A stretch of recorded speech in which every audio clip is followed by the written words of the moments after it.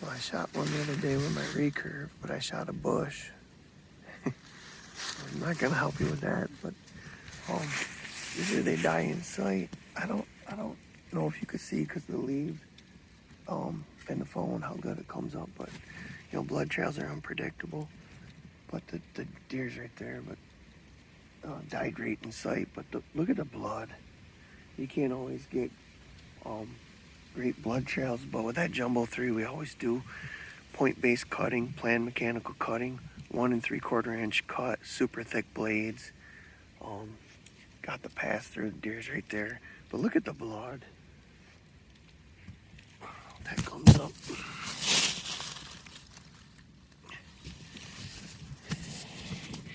You could follow that if you're half blind.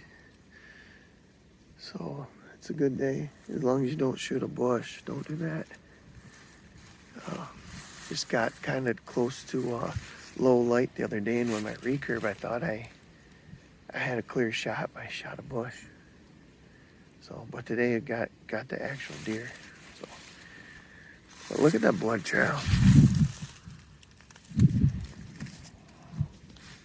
I wanted to let this deer sit a little bit and try to kill a buck here I've been looking for, but the crows, I saw the crows come. But look, that's bone. And yeah, you get blood clots. And they say, you know, serrated broadheads. Well, this is planned mechanical cutting and point-based cutting. And what you'll get is you'll get softball size blood clots. A couple of them come out and just blood everywhere. So you're not getting blood clots where the blood stops. Almost like you shot them with a gun, you know. That kind of blood clotting. Check this out. Got the pass there, but look at the entry. All blood. Look at that. I don't know if you can see that. Look at that hole. Huge. Broke the ribs there too, obviously, but get the big wide cut with that Jumbo 3, 315 grain. I love it for my recurve and longbow. It's great for crossbows too. You just got to shoot like, you know, a 22-inch arrow bolt on some crossbows to get clearance. And then it's great on compounds too. Of course, that 125 grain is good for compounds. Jumbo 3, that 125 grain Jumbo 3 has a 23/64 ferrule. So you can shoot that with crossbows too. All my broadheads are made with a ferrule that is wider than your crossbow arrow bolt. But that's more done for trad. Like that 315 grain Jumbo 3 has a big ferrule because for crossbow, but I really like it for recurve and longbow too. So the Jumbo 3s won't penetrate good in foam, targets, cardboard, ballistic gel, any of that kind of nonsense. But in North American big game, in body cavities, I would not want to get shot with one. Look at this. Look at that. 1 3/4 inch, 123 thousand thick blades. You get the pass-throughs and you break the bones. So if you hit a femur or knuckle, nothing's guaranteed, but hopefully you're hitting the opposing femur or knuckle anyways, at the very least. So, but on your onside, if you hit anything other than a femur or knuckle, if you hit a shield, you should be getting pass-throughs, you know. So, gotta drag this deer out of here. Yeah, the crows were coming. I wanted to let it sit. Now I'm talking. But if I would have let this deer sit, I probably could have got another deer too. But I saw the crows come land on it, so I figured I'd come get it.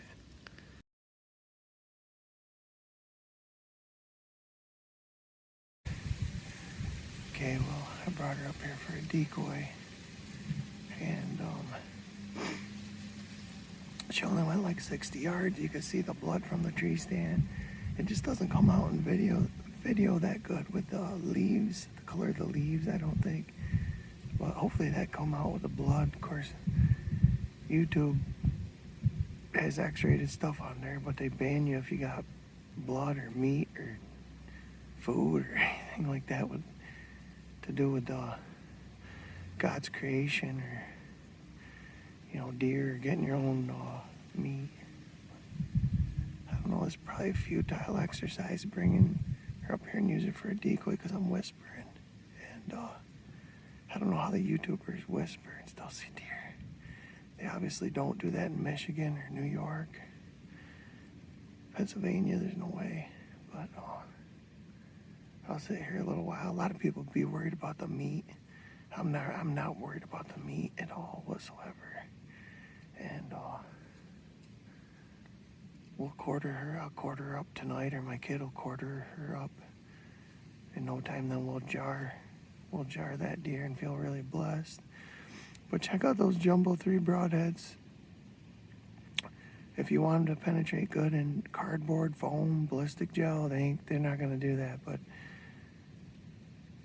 if you want them to penetrate good in everything North America big game with your longbow, through your crossbow or compound bow, then they're the way to go.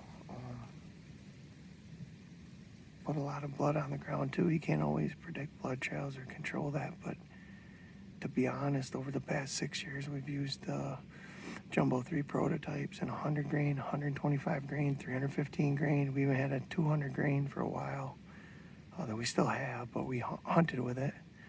And they all have blood everywhere. You just walk right up to them with a point-based cutting, planned mechanical cutting, 1 3/4 inch cut. The 125 grain's a 1.6 inch cut. Our 100 grain prototype's a 1.5 inch cut, which is hard to do with a 100 grain broadhead, but they always seem to die right in sight, but it's still good to go check out the blood trail. Point-based cutting, planned mechanical cutting. It's not serrated cutting, it's completely different. And super thick blades, they don't help you in foam targets, but they do really good in big game animals. Blade thickness is very important, so see if something comes in even with me blabbering on. I doubt it, because the deer could hear you whispering like that, but they do not like humans, obviously. So we'll see. All right, just to clarify some things, this is the gunshot style butchering from the Jumbo Broadheads, and you're not dealing with a serrated broadhead, you're dealing with point-based cutting and planned mechanical cutting. And you're not dealing with blood clots and blood coagulation where there's less of a blood trail. I think that's the biggest misconception. We think about all the chat boards and everything else, and about scalpels and how you'll get better blood trails with a super strapped scalpel. No, you won't. Planned mechanical cutting has existed since the beginning of time. All stone points use planned mechanical cutting, and planned mechanical cutting, it puts more blood on the ground. It just does. When you combine that with point-based cutting, and this was actually shot with a 315 grain, not a 125 grain like this, but you could see these big, huge blood clots here, and here's where this is the opposing leg. That broadhead broke all the rib bones, or 4 or 5 rib bones in the deer, and then hit this opposing femur and passed through. But you have no lack of blood coming out of your entry or exit wound. Hopefully you got an entry and an exit. You have no lack of blood coming out from these blood clots.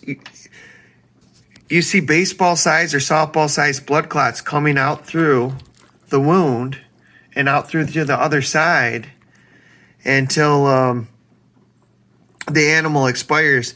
You see big, huge softball chunks of blood clots come out, and you see a lot of blood, but you see a quick death unless you gut shoot them or something like that. So this is the gunshot style butchering, and it just destroys your meat. Is the biggest problem on your. This would be the opposing front quarter, because it hit the opposing femur and it got through. You can't always guarantee you're going to get through a femur or knuckle, but a a lot of times you will, especially on the onside, on the shields. On your onside shield, you should always be getting through with the jumbo broadheads on your onside shield. Femurs and knuckles, and this is impressive because this is the opposing leg, so it already went through all those ribs. So this is very impressive. I'll have to boil this out, but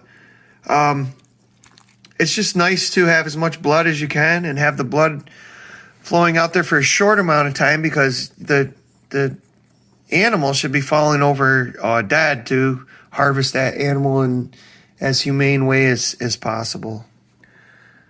So I hope that helps somebody. Hope that helps you. Put it in the comments why I'm wrong and why point-based cutting, planned mechanical cutting is no good. That's fine. Go ahead and do that. But planned mechanical cutting since the beginning of time has been the primary way to cut in all our stone points. And I'm going to go with the indigenous people over modern people when it comes to archery every day and twice on Sunday. So I feel really blessed to have this meat. And yeah, we're going to cut out some of these blood clots, and that's okay because we went and harvested the deer and put our hands right on this deer. And that's a lot better than not having the blood.